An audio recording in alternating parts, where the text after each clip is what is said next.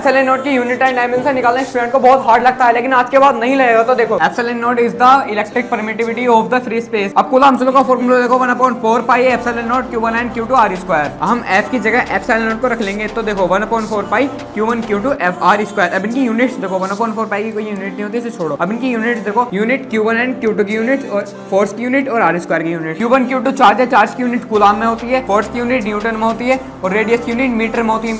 R square तो metre square हो गया, तो ये हमारा हो गया coulomb square upon newton metre square. तो ये होगी हमारी एप्सिलॉन नॉट की यूनिट। एप्सिलॉन नॉट की value 8.854 × 10⁻⁻12 coulomb square upon newton metre square. अब इसका डायमेंशन फार्मूला देखो, एप्सिलॉन नॉट का formula 1/4 pi Q1 and Q2 upon R square. अब हम सेपरेटली की डायमेंशन देखते हैं। फोर्स की डायमेंशन होगी mLT-2, R की होगी L square. Q1 and Q2 charge है, चार्ज की डायमेंशन 80। यहाँ पर 2 चार्ज है तो हमने अलग अलग लिखे, चाहे आप स्क्वायर भी लगा सकते हो। तो देखो Q1 एंड Q2 का डायमेंशन फार्मूला देखो 80 और 80, इन दोनों की मल्टीप्लाई करके तो A square T square upon. अब फोर्स का डायमेंशन फार्मूला देखो mLT-2 और R L स्क्वायर। अब नीचे देखो हम M को ऊपर लेके जाएंगे तो M का डायमेंशन माइनस के 1 हो जाएगा, L का डायमेंशन 3 हो जाएगा, T का डायमेंशन 4 हो जाएगा, क्योंकि हम माइनस के 2 ऊपर लेके जाएंगे तो प्लस में हो जाएंगे, तो यहाँ पर 2 है तो 4 हो गए। T का डायमेंशन 4 हो गया और A 2 है तो A का डायमेंशन 2 हो गया। तो ये था डायमेंशन फार्मूला, बस हो गया।